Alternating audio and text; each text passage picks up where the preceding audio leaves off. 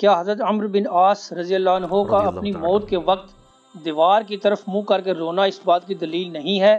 کہ انہوں نے سیدنا علی رضی اللہ عنہ کے ساتھ رضی کی اللہ گئی تعالیٰ عنہ۔ زیادتیوں سے اعلانیہ توبہ اور رجوع فرما لیا تھا؟ کاش ایسا ہی ہو، ہمارا بھی حسن ظن ہے۔ حضرت عمر ابن عاص رضی اللہ تعالیٰ عنہ، یہ عربی میں جب عمر لفظ لکھا جاتا ہے نا تو یہ واو کے ساتھ لکھا جاتا ہے۔ عمر جس طرح لکھا جاتا ہے اسی طرح عمر بھی لکھا جاتا ہے، لیکن عربی اس میں فرق کرتے ہیں، اس کو لکھتے ہیں عمرو۔ وہ اردو میں لوگ پڑھ رہے ہوتے ہیں نا عمرو، یہ عمرو عیار کی کہانیاں، وہ لفظ بھی ڈیوائس بیسیکلی حضرت عمرو بن عاص سے ہوا ہے، کیونکہ برین ان کا بہت تھا۔ اچھا،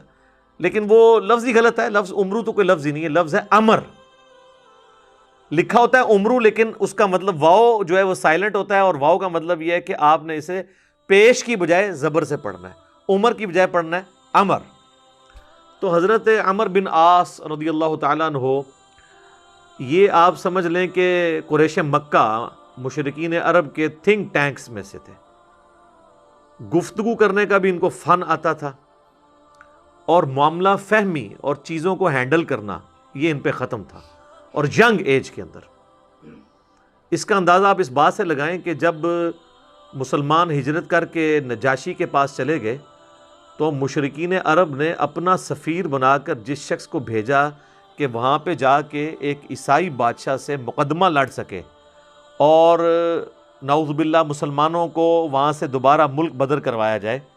تو جس شخصیت کا انتخاب کیا وہ عمر بن عاص تھے۔ اس وقت ظاہر وہ مسلمان نہیں ہوئے تھے۔ بہرحال وہاں پہ پھر قرآن کی طاقت کام آئی۔ حضرت علی کے جو بھائی تھے جعفر بن ابی طالب، انہوں نے سورہ مریم کی جب تلاوت کی نجاشی کے دربار میں، تو پھر اللہ تعالیٰ کی گفتگو کے سامنے بڑے سے بڑا بھی کوئی سفیر ہو، اس کی زبان کا اثر تو پھر ختم ہو جاتا ہے۔ تو نجاشی کی حالانکہ عمر بن عاص سے بڑی پرسنل دوستی بھی تھی، یہ بڑے ان سے تحفے بھی ان کے لیے لے کے گئے، وہ تحفے بھی اس نے واپس کر دیے۔ اس نے کہا بھائی لے جاؤ، تم سونے کے اگینسٹ بھی ان کو تولو نا تو میں تب بھی تمہیں یہ واپس نہیں کروں گا، ٹھیک ہے۔ پھر زمین سے اس نے تنکا اٹھا کے کہا کہ یہ جو سورہ مریم میں حضرت عیسیٰ کا سٹیٹس آیا نا کہ وہ اللہ کے بندے تھے، اللہ کی قسم عیسیٰ ابن مریم ایک تنکے کے برابر بھی اس سے زیادہ ان کا مرتبہ نہیں تھا جتنا تم نے بیان کیا ہے، یعنی اس میں ہم غلو نہیں کر سکتے کہ انہیں ڈیوینٹی میں کلیم کر دیں۔ یہ سمجھدار لوگ تھے، یہ وہاں سے مایوس ہوئے۔ اسی دوران صلح حدیبیہ بھی ہو چکی تھی، مسلمانوں کی پاور تسلیم ہو چکی تھی۔ تو حضرت خالد ابن ولید اور عمر بن عاص یہ دونوں بڑے جگری یار تھے۔ ایک بڑا بہترین پلانر تھا اور دوسرا بہت بڑا جنگجو تھا۔ تو صلح حدیبیہ کے بعد نا ان لوگوں کو اندازہ ہو گیا کہ اب اسلام کا گراف اوپر ہی جا رہا ہے، شرح صدر بھی ہو گیا۔ خالد ابن ولید کا ایک بھائی تھا ولید ابن ولید، وہ مسلمان پہلے ہی ہو چکا ہوا تھا۔ تو وہ بھی کچھ اثر تھا خالد بن ولید کے اوپر کہ وہ اتنا بزدل تھا، اور مسلمان ہونے کے بعد اتنا وہ طاقتور ہو گیا کہ اس نے مشرکین عرب کے قافلے لوٹنا شروع کر دیے۔ تو وہ اپنے دوستوں میں فخر کرتے تھے، حالانکہ ہے دشمن تھے، لیکن کہتے تھے یار بہادر تھے پھر نکلے ہے نا میرا بھرا۔ یہ سارا کچھ نا عمر سیریز کے اندر انہوں نے فلمایا ہوا ہے۔ تو حضرت عمر بن عاص جو ہیں وہ سمجھدار آدمی تھے، انہوں نے سمجھ لیا، خالد بن ولید سے ملاقات ہوئی، اور بائی چانس وہ حبشہ سے آ کے مدینہ شریف جا رہے تھے اسلام قبول کرنے، اور یہ مکے سے مدینہ جا رہے تھے۔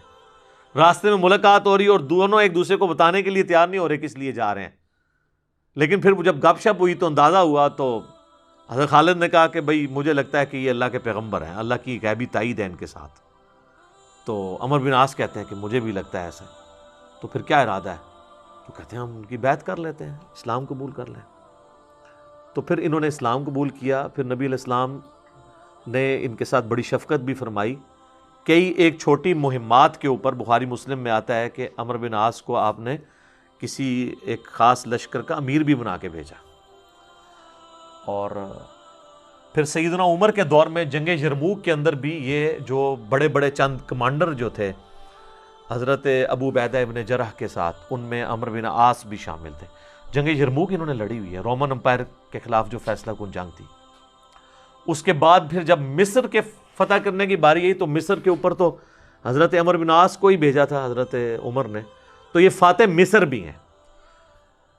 سعد ابن ابی وقاص فاتح ایران ہیں اور یہ ہے فاتح مصر، اور جنگ یرموک میں بھی ابو عبیدہ ابن جرح کے ساتھ یہ رہے ہیں رضی اللہ عنہم اجمعین وعلیہم السلام اجمعین۔ تو یہ ان کی زندگی کے اندر یہ اتار چڑھاؤ والا معاملہ رہا، لیکن پھر وقت گزرنے کے ساتھ پھر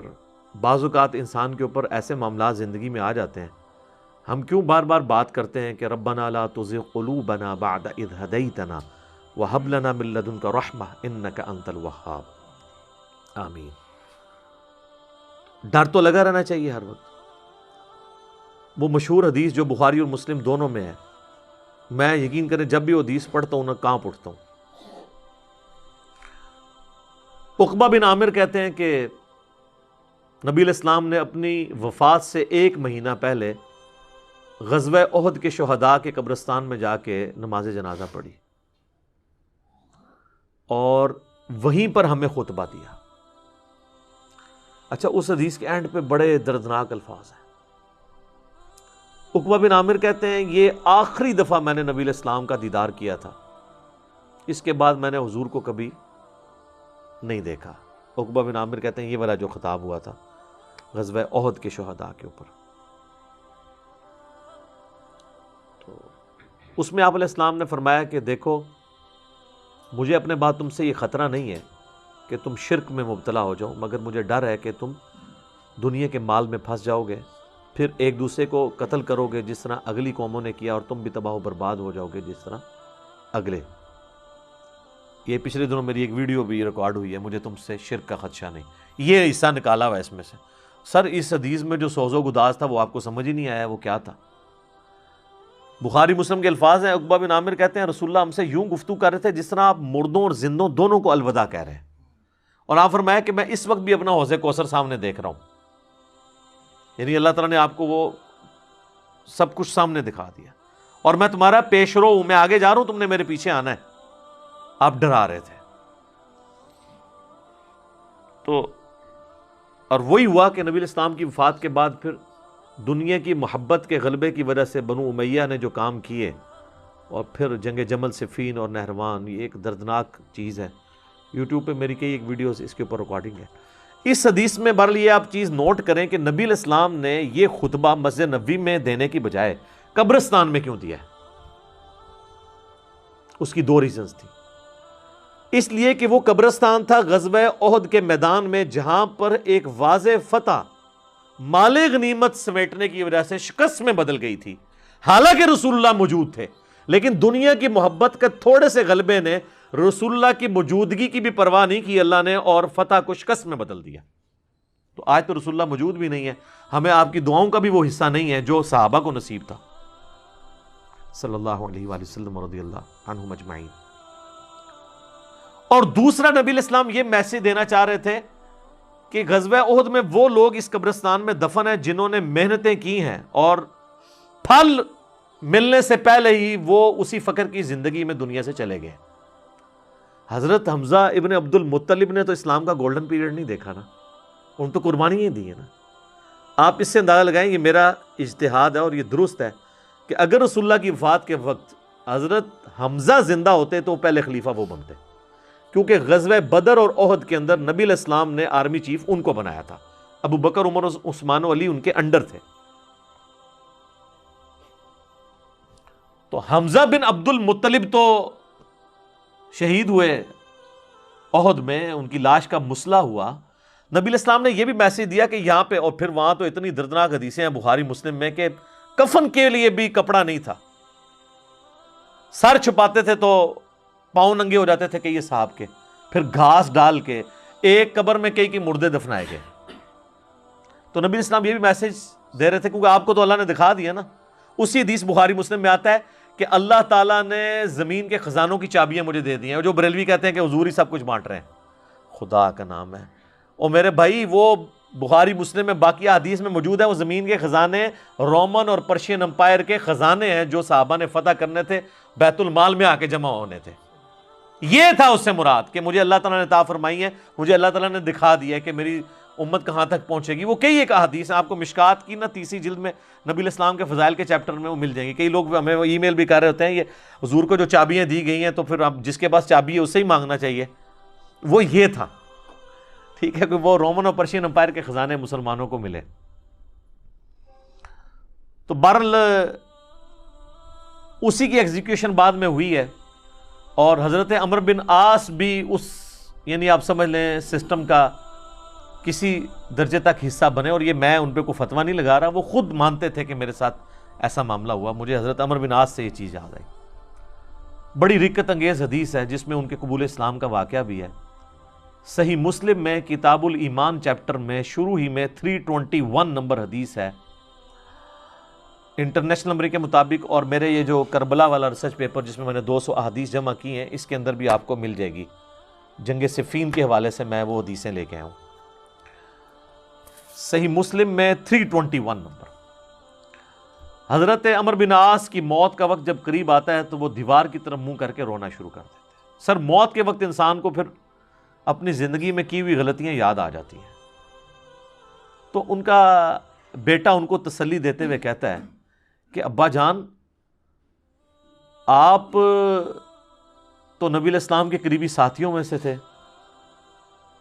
آپ نے رومن امپائر کی جنگیں لڑی ہوئی ہیں، جنگ یرموک، جہاد میں آپ شامل رہے ہیں، اتنے اتنے بڑے فضائل ہیں آپ کے لیے۔ تو حضرت عمرو بن عاص اسے ٹوکتے ہیں، وہ کہتے ہیں کہ تم نے ایک فضیلت تو چھوڑ دی جو سب سے بھاری تھی ہمارے نزدیک، یعنی صحابی ہونے سے بھی بھاری فضیلت اس اعتبار سے، اور وہ ہے اس بات کی گواہی دینا کہ اللہ کے سوا کوئی معبود نہیں اور محمد اس کے رسول ہیں صلی اللہ علیہ وآلہ وسلم۔ تو انہوں نے کہا تم نے یہ چیز چھوڑ دی ہے، اصل چیز تو یہ ہے، ہاں جب یہ چیز حاصل ہو جائے پھر صحابی ظاہر ہے ایک بہت بڑی فضیلت ہے، لیکن صحابی بنتا ہی وہ ہے جو پہلے اس کلمے کا اقرار کرے۔ تو کہتے ہیں کہ اب وہ بیٹے کو وجہ بتاتے ہیں اپنے رونے کی، کہتے ہیں کہ بیٹا ایک وہ وقت تھا کہ مجھے رسول اللہ سے بڑی دشمنی تھی، نعوذ باللہ، اور میری زندگی کی سب سے بڑی خواہش تھی کہ اگر رسول اللہ صلی اللہ علیہ وآلہ وسلم کے بارے میں مجھے کوئی موقع ملے تو میں انہیں قتل کر دوں، نعوذ باللہ۔ میرا دل ان کے بغض سے بھرا ہوا تھا۔ اے میرے بیٹے، اگر میں اس وقت مر جاتا تو سیدھا جہنم میں جاتا، لیکن پھر اللہ تعالیٰ نے میرا سینہ اسلام کے لیے کھول دیا، رسول اللہ صلی اللہ علیہ وآلہ وسلم کی محبت میرے دل میں جاگزی ہوئی، اور وہ کہتے ہیں پھر مجھے اس دنیا میں رسول اللہ سے بڑھ کر کوئی محبوب نہیں تھا صلی اللہ علیہ وسلم۔ اور کہتے ہیں میرے بیٹے پوری زندگی نبی علیہ السلام سے مجھے محبت اور عقیدت کا وہ لیول تھا کہ میں نے کبھی بھی آنکھ بھر کے حضور کے چہرے کی طرف نہیں دیکھا، اور اگر تم مجھ سے پوچھو نا کہ میں حضور کے چہرے کے خد و خال بیان کروں تو نہیں کر سکتا۔ میں نے زندگی میں حضور کی ادب کی وجہ سے کبھی آپ کے چہرے کو نگاہ بھر کے بھی نہیں دیکھا۔ اوئے ہوئے۔ اور کہتے ہیں میرے بیٹے میں اس وقت مر جاتا تو سیدھا جنت میں جاتا جب میں نے اسلام قبول کر لیا۔ اور پھر وہ ساتھ بتاتے ہیں، کہتے ہیں میں جب اسلام قبول کرنے کے لیے گیا تو نبی علیہ السلام نے اپنا دایاں ہاتھ آگے بڑھایا تو میں نے بھی آگے بڑھا کے پیچھے کھینچ لیا، اور میں نے کہا یا رسول اللہ پہلے مجھے گارنٹی دیں کہ میرے پچھلے سارے گناہ معاف ہوں جو میں نے اسلام کے خلاف کیے ہیں۔ تو نبی علیہ السلام نے فرمایا کہ اے عمر، کیا تجھے نہیں پتا کہ اسلام سابقہ کے سارے گناہوں کو معاف کر دیتا ہے؟ مقبول حج سابقہ کے سارے گناہوں کو معاف کر دیتا ہے، اور اللہ کی راہ میں ہجرت کرنا سابقہ کے سارے گناہوں کو معاف کر دیتا ہے۔ حضور نے میرے گناہوں کی معافی کی گارنٹی لی، میں نے اسلام قبول کیا۔ اے میرے بچے، اگر میں اس وقت مر جاتا تو سیدھا جنت میں جاتا، لیکن پھر میری زندگی میں ایک تیسرا وقت آیا، پھر مجھ سے وہ کچھ ہوا جو نہیں ہونا چاہیے تھا۔ یہ حدیث مسند احمد کے اندر بھی موجود ہے، صرف صحیح مسلم میں نہیں ہے، اس میں تو خیر اور بہت سارے الفاظ ہیں، وہ میں بعد میں وہ طریق بیان کرتا ہوں۔ تو کہتے ہیں بہرحال پھر مجھ سے جو کچھ ہوا، اب میں اللہ سے امید کرتا ہوں کہ اللہ تعالیٰ مجھے معاف کرے گا، آمین۔ جب میں مر جاؤں تو میری قبر کے ساتھ، میری لاش کے ساتھ، میت کے ساتھ کوئی آگ نہیں ساتھ لے کر جانی، اور نہ کوئی نوحہ کرنے والی عورت ساتھ لے کے جانی ہے، اور مجھے دفنانے کے بعد میری قبر کے اوپر پانی چھڑک دینا، جس طرح نبی الاسلام کی سنت ہے کہ آپ دفنانے کے بعد پانی چھڑکتے تھے، اور اس کے بعد میری قبر پہ اتنی دیر موجود رہنا جتنی دیر ایک اونٹ کو نہر کر کے اس کا گوشت تقسیم کیا جاتا ہے، یعنی کم از کم 2 گھنٹے تک، تاکہ میں اپنی قبر سے مانوس ہوں اور دیکھو میں اللہ کے بھیجے ہوئے فرشتوں کو پھر کیا جواب دیتا ہوں۔ یعنی اس سے حضرت عمرو بن عاص نے یہ بھی عقیدہ دیا کہ اسی زمینی قبر کے اندر حساب و کتاب ہوتا ہے، لیکن اس کو کوئی دیکھ نہیں سکتا، یعنی اگر ایگزیکٹ آپ کیمرہ فٹ کر دیں تو یہ جو کیپٹن عثمانی برزخی گروپ جو لوگ کہتے ہیں نا وہ کہیں اور قبر ہوتی ہے، تو حضرت عمرو بن عاص کا یہ عقیدہ نہیں تھا۔ یہ حدیث ان کے گلے کا کانٹا ہے، جب وہ ہم پیش کرتے ہیں وہ کہتے ہیں عمرو بن عاص کا تو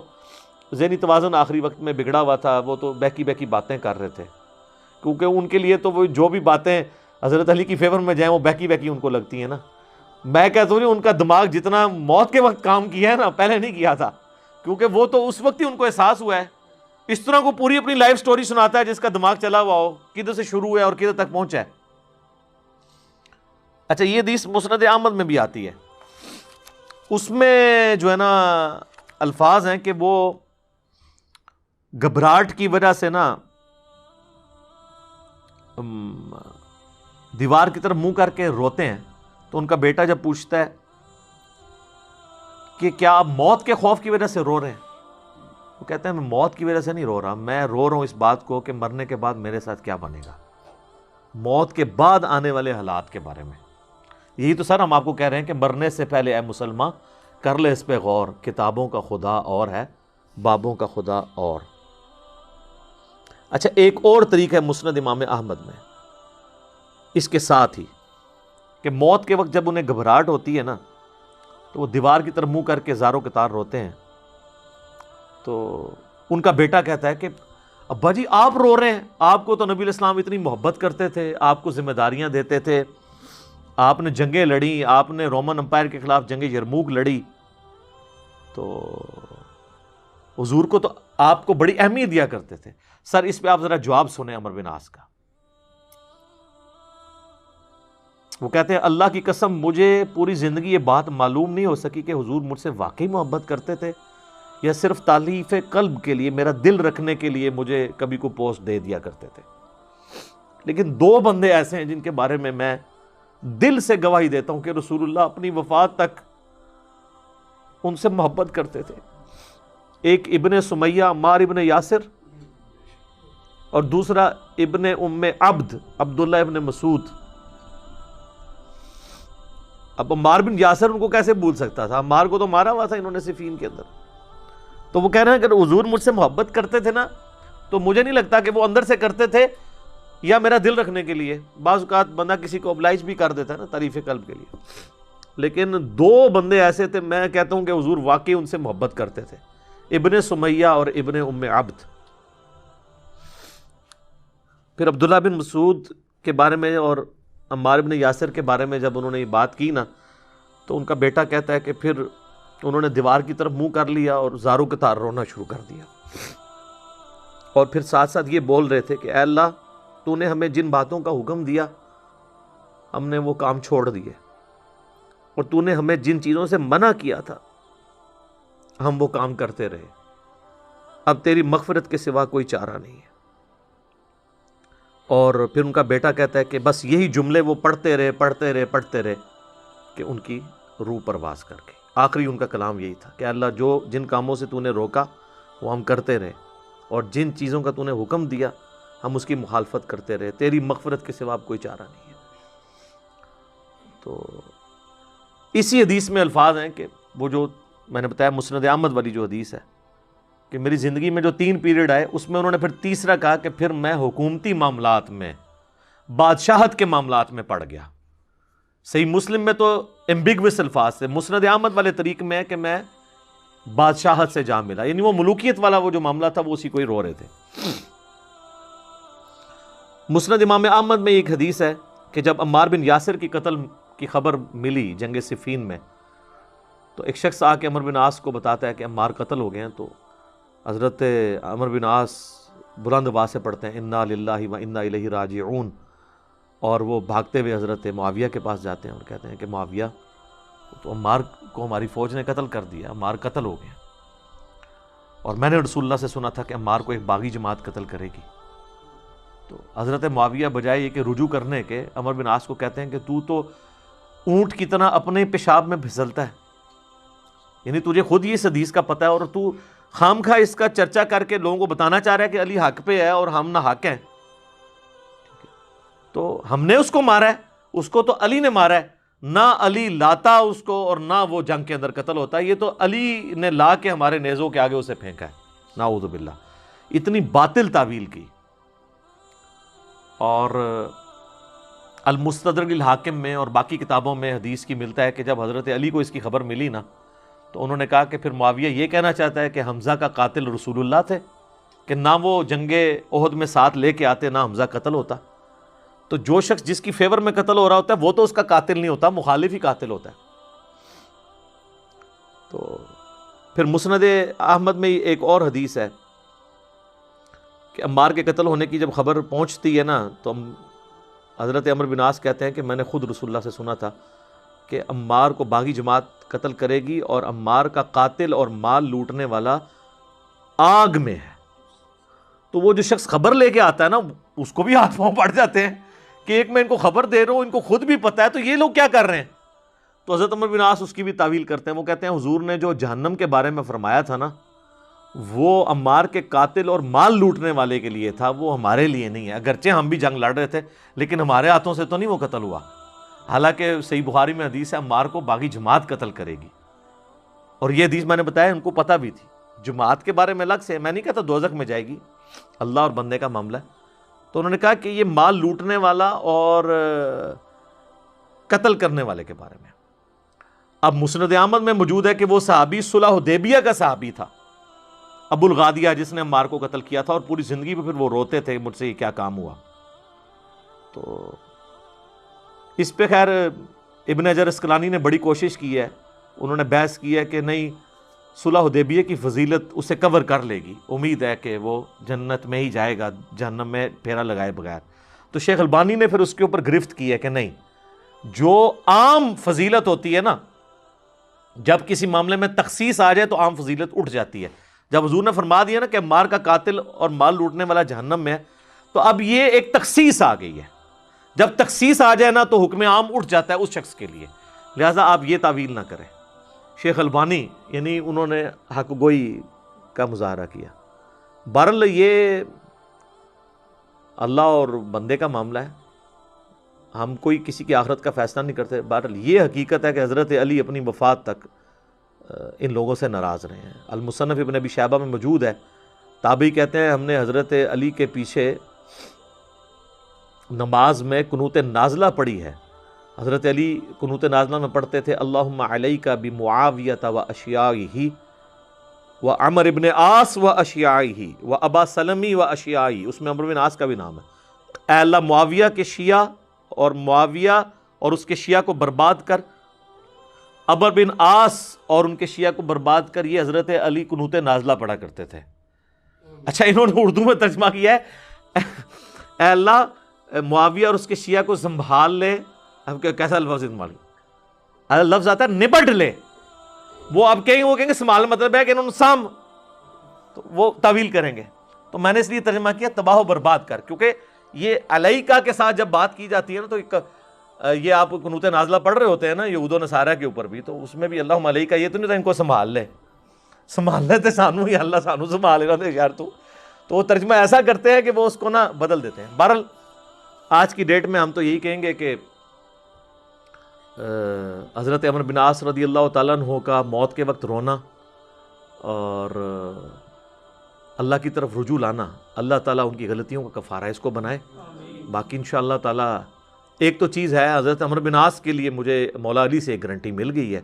مصنف ابن ابی شیبہ میں موجود ہے کہ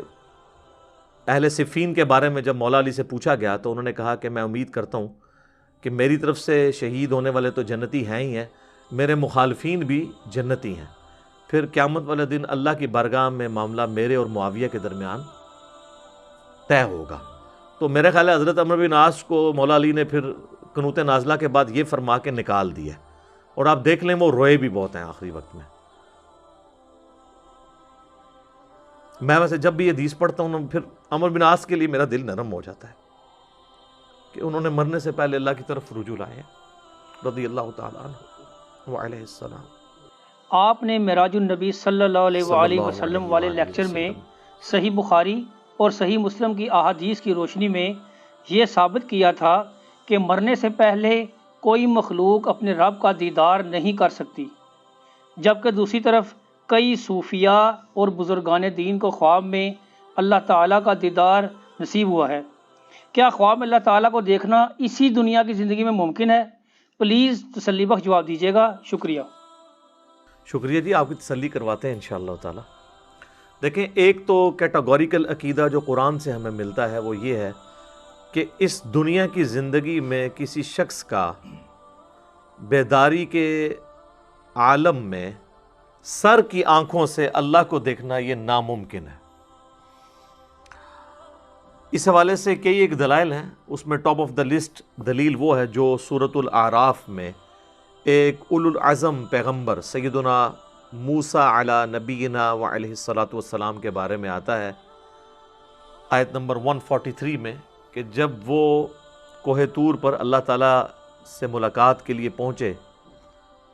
تو اب ظاہر ہے کہ بار بار ملاقات کے بعد ان کے دل میں یہ شوق پیدا ہوا کہ میں اپنے رب کا دیدار بھی کروں، تو انہوں نے موقع غنیمت جانتے ہوئے اپنی ریکویسٹ پٹ کر دی کہ اے اللہ میں تجھے دیکھنا چاہتا ہوں۔ تو اللہ تعالیٰ نے بالکل اسٹریٹ فارورڈ جواب دیا، قال لن ترانی، اللہ نے فرمایا تو مجھے نہیں دے سکتا، ولکن انظر الی الجبل، لیکن تم پہاڑ کی طرف دیکھو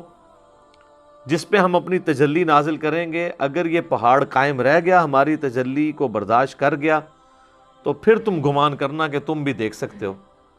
اور پھر اسی آیت میں آتا ہے کہ جب وہ پہاڑ پر اللہ نے تجلی فرمائی تو موسیٰ علیہ السلام اللہ تعالیٰ کو ڈائریکٹ دیکھنے کی وجہ سے نہیں بلکہ انڈائریکٹلی اس پہاڑ پہ تجلی جو پڑی اس کی وجہ سے بے ہوش ہو گئے، اور پھر جب ہوش میں ہے تو انہوں نے اللہ تعالیٰ کی طرف رجوع لائے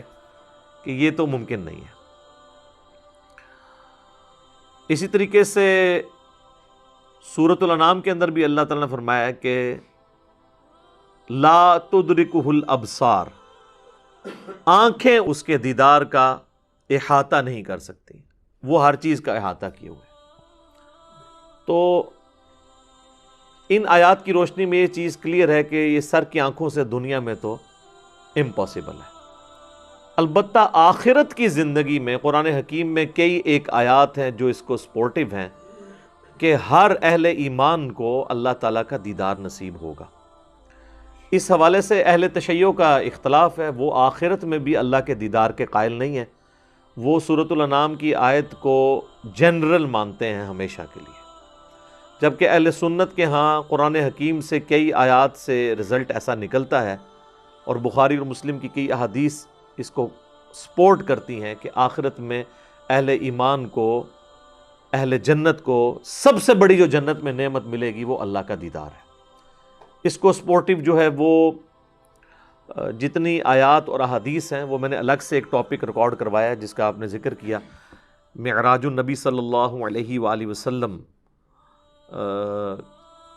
سے متعلق کیا عقیدہ ہونا چاہیے، اور اس رات اللہ تعالیٰ کے دیدار اور نبی علیہ السلام کی ملاقات کے حوالے سے یہ ساری ڈیٹیلز میں نے بتائی ہیں۔ چونکہ آج ٹاپک نہیں ہے لہٰذا میں اگر اس کو ہاتھ ڈال بیٹھا تو پھر اسے بھی 20-25 منٹ میں کنکلوڈ کرنا پڑے گا۔ تو ہم آج کے اس ٹاپک کی طرف آتے ہیں کہ یہ دعویٰ کرنا کہ خواب میں اللہ تعالیٰ کا دیدار ہو سکتا ہے بزرگان دین کو، صوفیاء کو یا اماموں کو، تو یہ صرف ان کی منہ شگافیاں ہیں۔ اس کائنات میں ایک ہی ہستی ہے جسے خواب میں دل کی آنکھوں سے اللہ کا دیدار نصیب ہوا،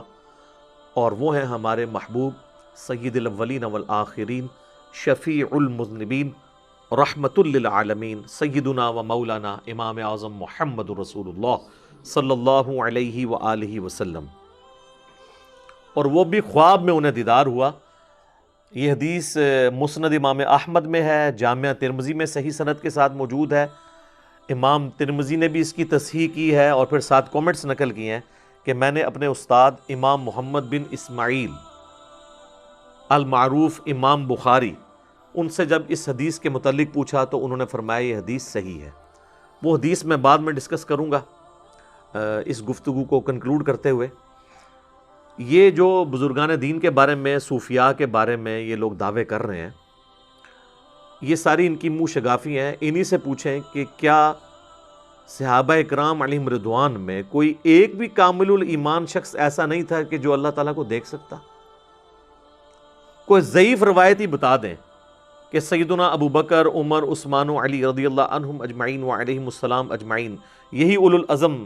اصحاب رسول ہیں نا، خلفائے راشدین صلی اللہ علیہ وآلہ وسلم و رضی اللہ عنہم اجمعین، تو ان کو تو کبھی کوئی دیدار اس طرح کا نصیب نہیں ہوا۔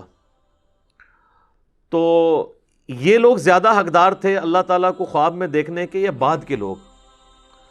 اور اگر یہ پیکیج غیر انبیاء کے لیے ہوتا تو سب سے پہلا حق تو سیدنا موسیٰ علیہ نبینا علیہ الصلوۃ والسلام کا تھا۔ سورۃ الاعراف میں جو اللہ تعالیٰ نے فرمایا کہ قال لن ترانی، تو مجھے نہیں دیکھ سکتا، تو اللہ تعالیٰ فرماتا ہے کہ بعد میں نے نبی علیہ السلام کے امتیوں کو خواب میں زیارت کروانی ہے، تو تم تو اولو العزم پیغمبر ہو، تو خواب والا پیکیج آفر کیا جاتا ہے۔ میں آن دا بہاف آف سیدنا موسیٰ علیہ السلام آپ کو گارنٹی سے کہتا ہوں کہ خواب والا پیکیج اگر موسیٰ علیہ السلام کو آفر کیا جاتا وہ قبول کر لیتے، ہمیں کیا جائے ہم قبول کرنے کے لیے تیار ہیں۔ وہ پیکیج نہ پیش کرنا اس بات کی دلیل ہے کہ یہ اعزاز ان کو بھی نہیں ملنے والا تھا۔ اب یہ دعوے صوفیاء کے بارے میں کرنا، اماموں کے بارے میں کرنا، بزرگوں کے بارے میں کرنا، تو یہ لوگوں نے ان کے اوپر جھوٹ باندھے ہیں۔